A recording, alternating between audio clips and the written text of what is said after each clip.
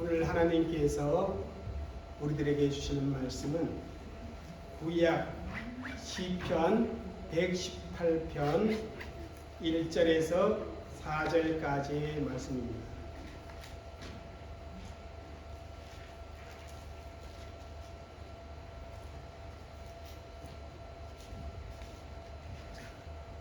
우리가 주시는 말씀을 함께 읽겠습니다.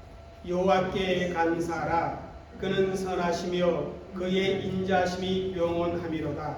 이제 이스라엘은 말하기를 그의 인자하심이 영원하다 할지로다. 이제 아론의 집은 말하기를 그의 인자하심이 영원하미로다 할지로다. 이제 여호와를 경외하는 자는 말하기를 그의 인자하심이 영원하다 할지로다. 아멘. 할렐루야. 오늘도 하나님께서 우리가 감사로 드리는 이 예배를 기쁘게 받으시면서 우리에게 한량없는 은혜를 베풀어 주실 줄 믿습니다. 오늘 주시는 말씀을 통해서 정말 우리의 영혼이 새롭게 되어지고 우리의 마음이 회복되어지고 우리의 육신의 아픔이 치료되어지는 그런 말씀의 은혜가 있으시기를 주 이름으로 축복합니다. 오늘 우리는 추수감사주의를 지키면서 하나님께 예배를 드리고 있습니다. 여러분, 추수감사절은 가을 추수를 마치고 난 후에 곧은 그 열매로 하나님께 감사를 드리고 또한 이웃과 함께 사랑을 나누는 그런 절기입니다. 그런데 저는 개인적으로 추수감사절 이 말 대신에 그냥 감사절 이렇게 부르는 것도 괜찮다 생각을 합니다. 그래서 오늘날 한국교회는 추수라는 단어를 빼고 감사절이라는 이 말만 사용해서 감사절 그렇게 시키는 경우도 있는 것을 보게 됩니다. 왜냐하면 이 추수라는 말 때문에 감사절의 본래 의미인 무엇을 놓치기가 쉽습니까? 감사를 놓쳐버릴 가능성이 있기 때문에 그런 것입니다. 또 추수감사절 이렇게 말하면 농경사회에서 농사를 지으면서 살아가는 그런 사람들에게나 해당되는 이야기지 오늘날 발전된 도시 문명 속에 사는 그리고 농사와 별 상관없이 살아가는 사람들에게는 전혀 어울리지 않는 그런 절기라 그렇게 생각할 수도 있기 때문입니다. 그래서 무엇을 추수한 것이 있어야 추수감사절을 지키든 말든지 할 것이 아니냐. 그러면서 이제는 시대에 따라 추수감사절을 폐지해야 한다. 그렇게 주장하는 사람들도 생겨나는 것을 봅니다. 이러한 일은 바로 추수라는 말 때문에 빚어진 잘못된 생각입니다. 실제로 농사를 짓는 분들도 이 추수라는 말 때문에 추수감사절에 대한 오해를 할 수가 있습니다. 가장 큰 오해는 추수를 무엇의 조건으로 생각하냐면 감사의 조건으로 생각하는 경우입니다. 다시 말씀을 드리면 무언가 거두어들인 것이 많기 때문에 올해는 풍년이 들었기 때문에 감사하는 절기라 그렇게 생각할 수도 있다는 것입니다. 이 말을 뒤집으면 만일 풍년이 들거나 내가 기대한 만큼의 그러한 수확을 거두지 못한다면 그때는 감사할 수 없는 그러한 상황이 되기도 하기 때문에 그런 것입니다. 이러한 이유는 바로 추수라는 그 단어가 앞에 붙어 있어서 생각되는 결과입니다. 우리 교회는 11월 셋째 주일을 추수감사주일로 늘 지켜왔고 한국교회의 정통이고 또한 무국교회의 전통입니다. 요즘 우리나라의 많은 교회들이 그 날짜를 미리 앞당겨 추수감사절을 지키는 것을 볼 수 있습니다. 어떤 교회는 우리나라의 명절인 추석을 추수감사절로 지키기도 하고, 또 교회의 상황에 따라서 날짜를 정해서 가을거지가 한창 진행 중인 10월 말이나 혹은 11월 초에 추수감사절을 지키는 그런 교회도 있습니다. 하긴 요즘은 여러분 농사철이 따로 없습니다.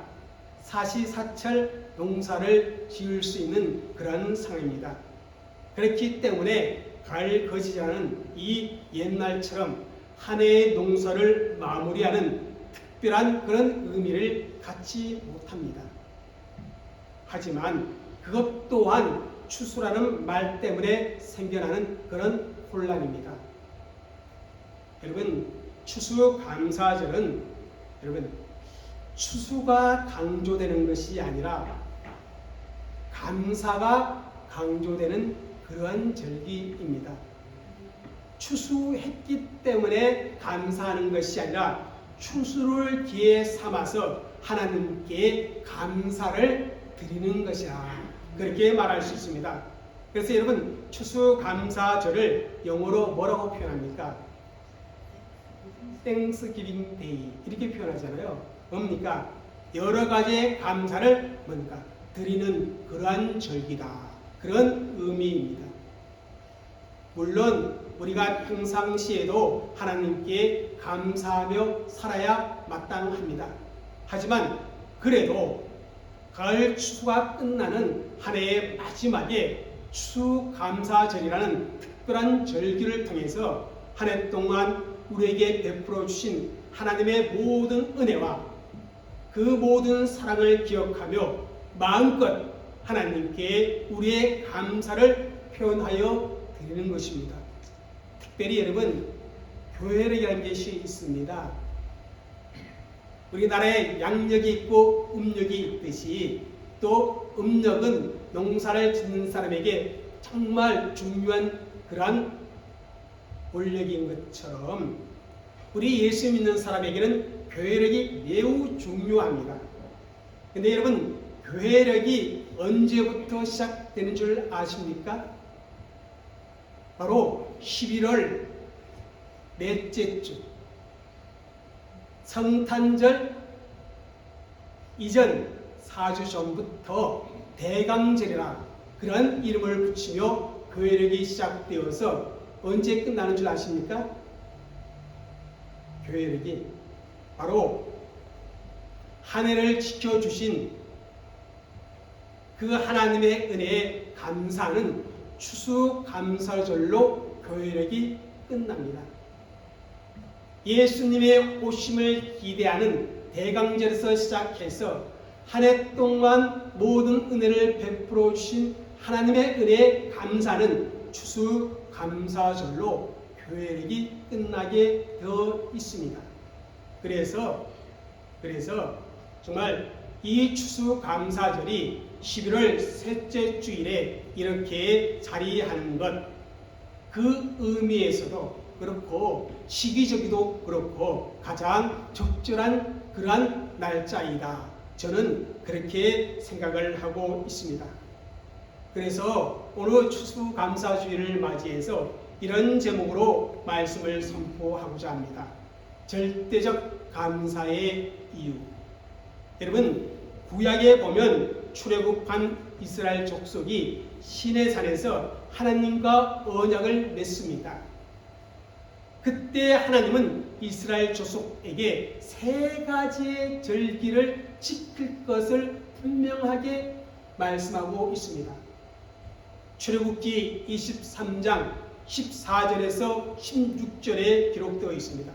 한번 읽겠습니다. 너는 매년 3번 4개의 절기를 지킬지니라. 너는 무교병의 절기를 지켜라. 내가 내게 명령한 대로 아빗월에 정한 때에 1해 동안 무교병을 먹을지니 이는 그달에 내가 애굽에서 나왔습니다. 빈손으로 내 앞에 나오지 말지니라. 맥추절을 지키라. 이는 내가 수고하여 밭에 뿌린 것에 첫 열매를 거둠이라. 수장절을 지키라. 이는 내가 수고하여 이룬 것을 연말에 밭에서부터 거두어 저장함이라. 하나님께서 지키라고 명령하신 첫 번째 절기는 무교병의 절기, 다시 말하면 무교절인 유월절입니다.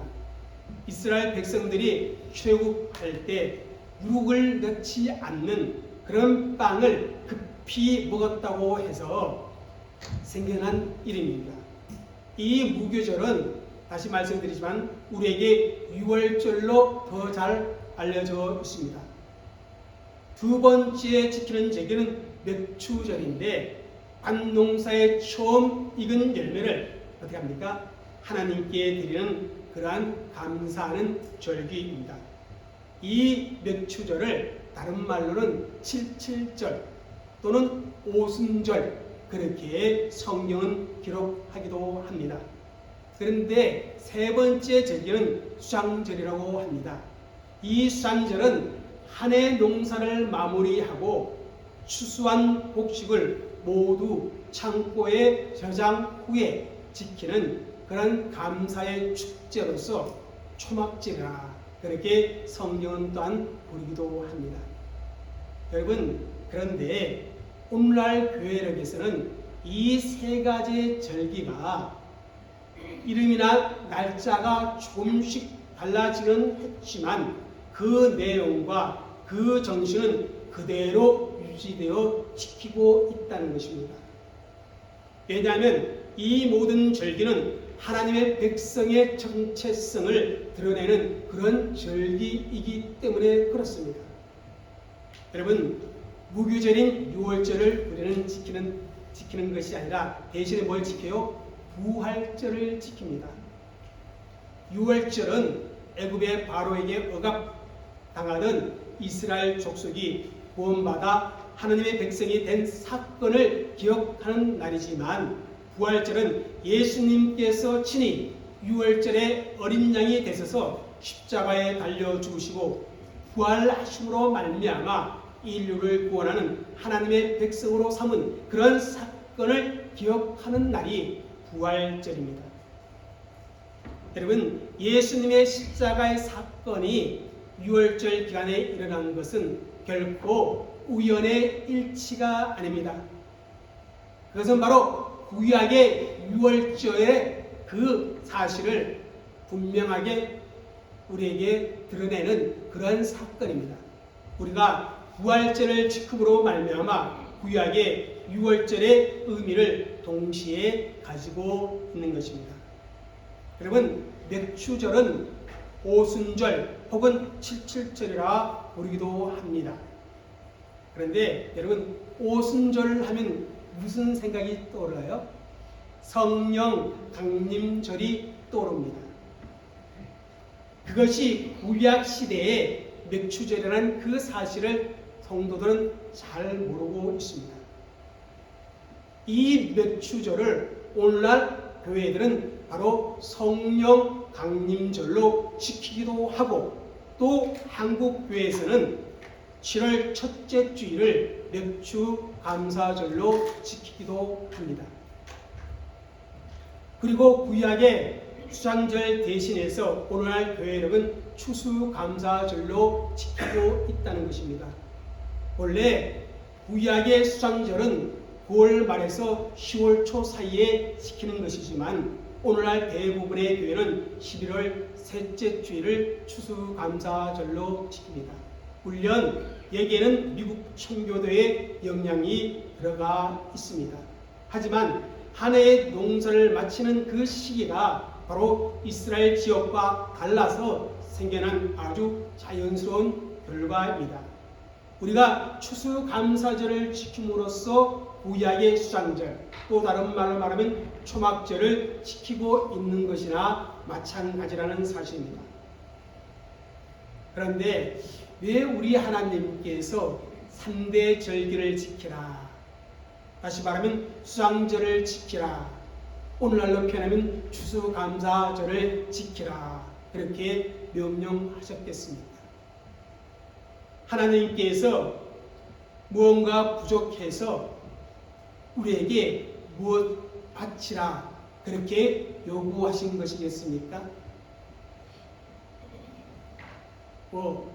좀 삐뚤어진 그런 교회 다니는 사람들, 교회에 재정이 필요한 것 같아서 추수감사주의를 만들어 놓고 지킨다 이렇게 생각하기도 합니다. 그런데 여러분, 절대로 그것이 아닙니다. 모든 절기는 하나님께서 하나님의 백성들에게 감사하는 믿음을 가르치기 위해 그렇게 해놓으신 것입니다.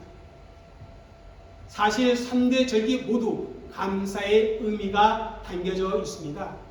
6월절은 애굽의 억압에서 구원받은 것을 감사하는 절기입니다. 맥추절은 가장 처음 수확한 열매를 하나님께 드리면서 감사하는 절기입니다. 수상절은 한 해의 농사를 다 마치고 나서 하나님 앞에 감사하는 절기입니다. 하나님의 백성들은 이렇게 기회가 있을 때마다 하나님께 감사를 드려야 하는 것입니다. 그 이유는 하나님께 감사하는 것이 여러분 바로 믿음이기 때문에 그렇습니다. 그러니까 여러분, 농사를 지어서 수확했기 때문에 추수감사절을 지키는 것이 아니라는 사실입니다. 여러분, 그 이유가 신명기 26장 8절 10절에 나와 있습니다. 한번 읽어보겠습니다. 시작. 여호와께서 강한 손과 편팔과 큰 위엄과 이적과 기사로 우리를 애굽에서 인도하여 내시고 이곳으로 인도하사 이 땅 곧 젖과 꿀이 흐르는 땅을 주셨나이다. 여호와여, 이제 내가 주께서 내게 주신 토지 소산의 만물을 가져왔나이다. 자, 수장절을 지키면서 이스라엘 족속들이 하나님 앞에 감사를 드리는 내용입니다. 추수의 열매를 드리면서 감사를 드리는 내용이 기록되어 있는데, 토지의 소산을 드리면서 무엇을 감사하고 있습니까? 자, 애굽의 종살이에서 구원해 주신 하나님의 은혜에 감사를 드리고 있습니다. 젖과 꿀이 흐르는 약속의 땅꼬아지 이끌어 주신, 그래서 그 땅에서 살게 하여 주신 하나님의 인도하심에 감사를 하고 있는 것입니다. 이렇게 구원해 주실 뿐만 아니라 약속해 주신 그 땅을 기업으로 허락해 주신 하나님의 은혜에 대한 감격이 동기가 되어서 토지의 소산물, 추수의 열매를 하나님 앞에 가지고 나와서 감사하고 있는 것입니다. 그동안 하나님께 감사하고 싶어도 뭔가 드릴 것이 없어서 제대로 감사를 드리지 못했는데, 농사를 통해서 열매를 거두었으니 그것을 기회로 삼아서 하나님께 감사를 드리고 있는 것입니다. 여러분, 감사는요, 그래서 하나님의 명령입니다. 내가 해도 되고 안 해도 되는 것이 아니라 반드시 예수 믿는 사람이라면 하나님의 명령대로 감사의 삶을 살아야 한다는 것입니다. 그래서 성경 곳곳에서 하나님은 감사하라 그렇게 거듭 명령하고 있는 것을 봅니다. 우리 시편 50편 3절을 읽겠습니다. 감사로 제사를 드리는 자가 나를 영화롭게 하나니 그의 행위를 옥해하는 자에게 내가 하나님의 구원을 보이리라. 빌립보서 4장 6절과 7절입니다. 읽겠습니다. 아무것도 염려하지 말고 다만 모든 일에 기도와 간구로 너희 구할 것으로 감사함으로 하나님께 아뢰라. 그리하면 모든 지각에 뛰어난 하나님의 평강이 그리스도 예수 안에서 너희의 마음과 생각을 지키시리라. 마지막으로 한 개 더 볼까요? 데살로니가전서 5장 18절입니다. 범사에 감사하라. 이것이 그리스도 예수 안에서 너희를 향한 하나님의 뜻이니라. 그렇습니다. 여러분, 우리가 제사, 다시 말하면 예배를 드릴 때에도 감사함으로, 하나님 앞에 기도와 간구를 할 때에도 감사함으로, 오늘 성찬 예식에 참여하게 되어지는데 성찬식에 참여할 때도 감사함으로, 우리가 하나님을 찬양하는데 찬양을 드릴 때도 감사함으로, 어떤 상황 속에서든지 무슨 일에든지 감사하며 살아가는 것이 하나님께서 저와 여러분에게 기대하시는 라이프 스타일입니다. 하나님의 뜻이라는 겁니다. 그렇게 감사하면서 살아가는 자에게 하나님은 은혜를 더하여 주시고 그 마음에 뭡니까? 평강으로 채워주신다는 그런 약속입니다. 그래서 우리 예수 믿는 사람들은 풍요로울 때 물론 감사하지만 풍족하지 못하고 부족할 때에도 감사해야만 합니다. 내 생각 속에 모든 것이 잘 이루어진다 할 때도 감사를 해야 하지만 또 힘겨운 그런 고통 속에 있을 때도 또한 어려운 문제와 씨름하면서도 감사를 드릴 수 있어야 한다는 것입니다. 하물며 추수하고 난 후 제일 먼저 하나님의 은혜를 기억하고 정말 지난 1년 동안의 그 삶을 돌아보면서 우리가 드릴 수 있는 최고의 감사를 표현하는 것은 지극히 당연한 일이라는 것입니다. 이렇게 추수감사주의를 지키는 것, 정말 이 감사절을 통해서 하나님 앞에 최고의 감사를 드리는 것, 지극히 성경적인 하나님의 사람이라, 그렇게 말씀을 드릴 수 있습니다. 여러분, 정말 감사는 믿음입니다. 하나님의 백성은 언제나 감사하는 사람이어야 한다는 것입니다. 그런데 말로만 감사하는 것은 여러분 진정한 감사가 아닙니다. 하나님은 우리에게 감사하는 믿음을 가르치고 훈련하기 위해서 이렇게 3대 절기를 정해 놓으신 것입니다. 그래서 이렇게 힘들고 어려운 그런 코로나 상황 속에서도 저와 여러분은, 교회는 추수감사절을 지키고 있는 것입니다. 농사는 아니지만 올 한 해 동안 얻은 그 소득 중에 일부분을 소박하게라도 구별하여 하나님 앞에 드림으로 우리의 감사를 표현하는 것입니다. 여러분, 그런데 감사를 보면요, 특별히 우리 예수 믿는 사람들의 감사 내용을 가만히 들여다보면요, 두 종류가 있다는 사실을 알게 됩니다. 그 두 종류는 바로 이것입니다. 상대적인 감사와 절대적인 감사.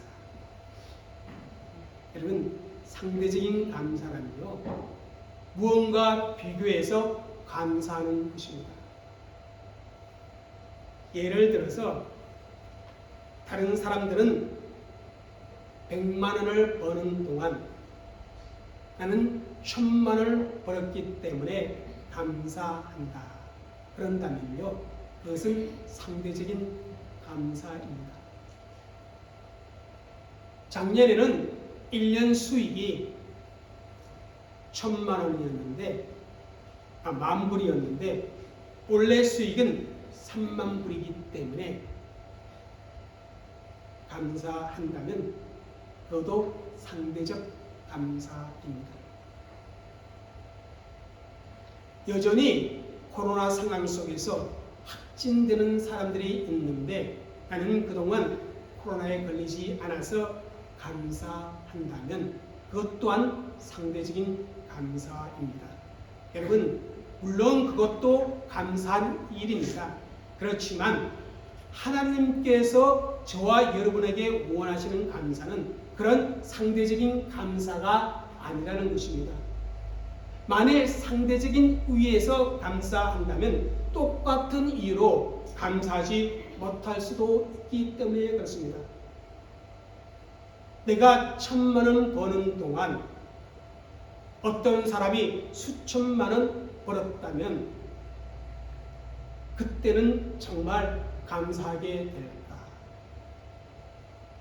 작년에는 수익이 10만 불이었는데 올해는 5만 불로 줄어들었다면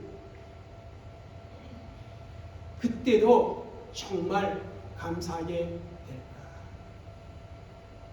남보다 더 성공했기 때문에 감사하고 더 건강하기 때문에 감사한다면 그렇지 않을 때 감사할 이유도 없어지지 않겠느냐 하는 것입니다. 코로나에 내가 확진되지 않아서 감사했는데 그러다가 코로나에 걸리면 어떻게 되겠습니까? 하나님께서 우리에게 기대하는 감사는 그런 상대적인 감사가 아니라 절대적 감사입니다. 다른 사람과 비교하지 않아도 감사할 수 있고 어떤 상황이나 어떤 환경에서도 감사하는 마음이 바뀌지 않고 어떤 일을 만나도 언제나 감사할 수 있는 그런 사람을 하나님은 원하신다는 사실입니다. 작년에는 10만 불 수익을 얻어서 감사한데 올해는 오히려 마이너스일지라도 나는 감사한다. 그것이 바로 절대적 감사입니다.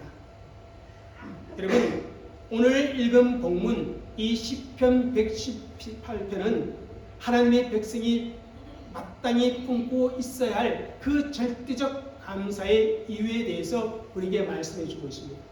예수 믿는 사람이 저와 여러분이 상황에 관계없이 결과에 관계없이 언제나 범사에 감사해야 하는 그 절대적 감사의 이유에 대해서 이렇게 말씀을 하고 있습니다. 1절을 읽겠습니다. 시작. 여호와께 감사하라. 그는 선하시며 그의 인자심이 영원하리로다. 우리가 하나님께 감사해야 하는 절대적 이유는 바로 하나님 때문이라고 말씀을 하고 있습니다. 하나님 때문에 우리가 절대적으로 감사하는 첫째 이유는 이것입니다. 우리 하나님은 선하신 하나님이기에 감사해야 한다. 우리가 섬기고 우리가 믿고 나를 구원하여 주신 하나님, 이 모든 열매를 허락하여 주신 그 하나님은 바로 선하신 하나님이기 때문에 감사를 해야 한다는 것입니다. 이 선하다는 말은 히브리어로 토부 이렇게 읽습니다. 이것은 또 다른 말로 표현하면 좋다, 그런 의미를 가지고 있습니다.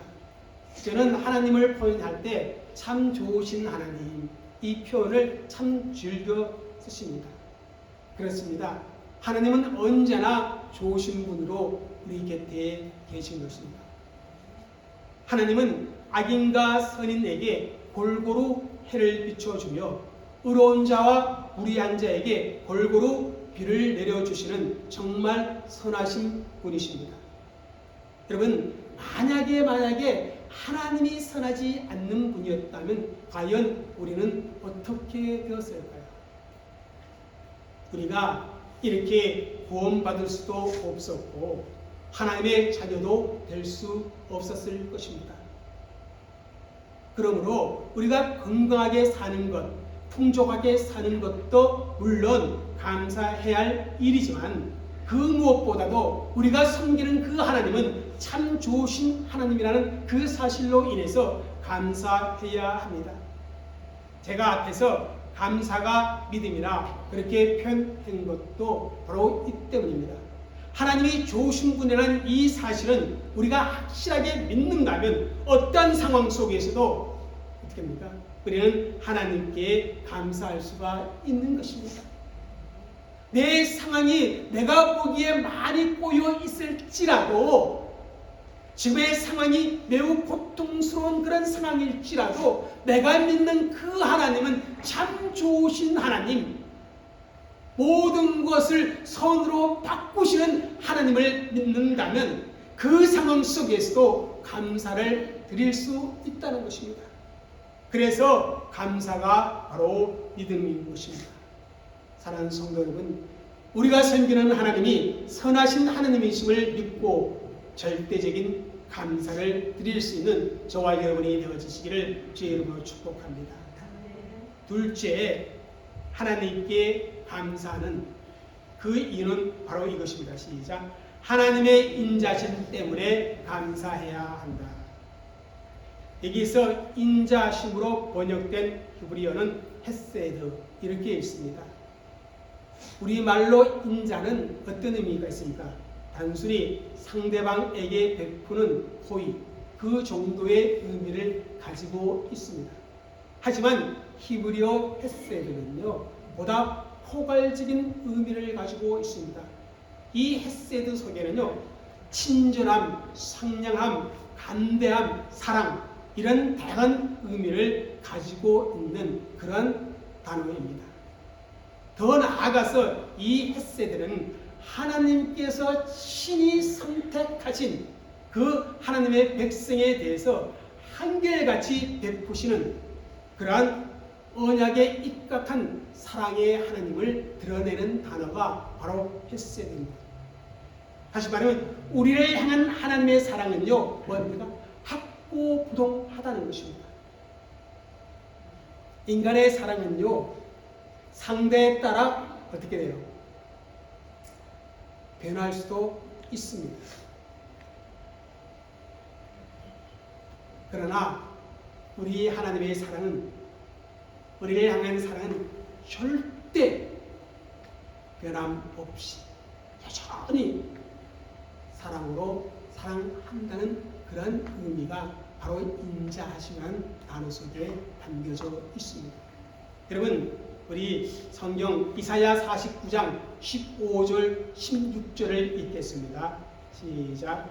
여인이 어찌 그 정묻는 자식을 잊겠으며 자기 태어난 아들을 긍휼히 여기지 아니하느냐. 그들은 혹시 잊을지라도 나는 너를 잊지 아니할 것이라. 내가 너를 내 손바닥에 새겼고. 여러분, 자기가 낳은 자식을 잊어버리는 그런 어머니가 과연 이 세상에 있겠습니까? 네. 그런데 여러분, 놀랍게도 있습니다. 요즘 뉴스를 통해서 친부모에 의해 학대받는 아이들, 심지어 목숨을 잃는 그런 아이들의 이야기를 종종 보게 됩니다. 자기 말을 듣지 않는다고 어린 자식을 향하여 함부로 주먹질을 합니다. 운다고 굶기고 내팽개치는 아버지도 있습니다. 저렇게 할 거면 왜 자식을 낳았을까? 그런 생각도 듭니다. 그런데 여러분, 그런 것들이요, 인간의 죄성입니다. 인간은 언제든지 정말 최악으로 악해질 수 있는 존재들입니다. 여러분, 세상 사람들은 상황에 따라 얼마든지 자기가 낳은 자식을 버릴 수 있습니다. 그러나 오늘 이사야 이 말씀 속에 하나님은 그 어떤 경우도 절대로 우리를 잊지 않으십니다. 우리가 아무리 죄를 짓는 인생, 못난 인생을 산다 할지라도, 우리가 아무리 하나님을 잊어버리고 하나님을 배반하고 제멋대로 산다고 할지라도 하나님은 절대로 우리를 잊지 않으십니다.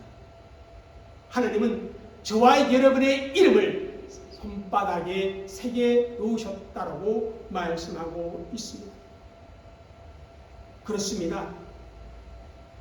그 하나님의 사랑은 우리를 얼마나 사랑하시는지 당신의 독생자를 아낌없이 계속 시험물로 내어주셨습니다. 그러기에 그 인자하신 하나님은 저와 여러분을 향한 그 사랑은 학고부동하며 변함이 없습니다. 그것이 바로 하나님의 인자하심의 의미입니다. 오늘 본문에 계속해서 2절, 3절, 4절 말미에 뭐라 기록하십니까? 하나님의 인자하심은 영원하다라고 분명하게 말씀하고 있습니다. 거듭 반복해서 그렇게 말씀합니다. 그분의 사랑은 끝이 없다는 것입니다. 우리를 향한 하나님의 그 사랑을 절대로 거두는 법이 없다는 것입니다. 어떤 이유에서도 하나님은 우리를 사랑하는 그 사랑의 일을 거두지 않는다는 것입니다. 사랑하는 성도 여러분, 거기에 우리의 소망이 있는 것이고 바로 그것이 우리가 하나님께 감사하는 진정한 이유입니다. 사랑하는 성도 여러분, 오늘 추수감사주의를 맞이해서 다시 한번 우리 하나님의 마음, 우리 하나님의 뜻을 헤아려볼 수 있기를 바랍니다. 하나님은 우리가 감사하는 사람이 되기를 원합니다. 하나님의 은혜에 감사해서 하나님께 내 삶을 드리기를 하나님은 원하십니다. 하나님이 부족해서가 아닙니다. 우리의 믿음을 위해서 우리에게 더 좋은 곳으로 더 많은 복으로 역사해 주기 위해서 하나님은 그것을 원하고 있다는 사실입니다. 성도 여러분, 오늘 추수감사절을 맞이하여 하나님 앞에 최고의 감사를 드리는 그런 성도의 삶을 살아가시기를 주의 이름으로 축복합니다. 상황 속에서도 변함없이 하나님을 향하여 감사를 드리는 절대적 감사의 사람들이 되시기를 주의 이름으로 축복합니다. 기도하겠습니다.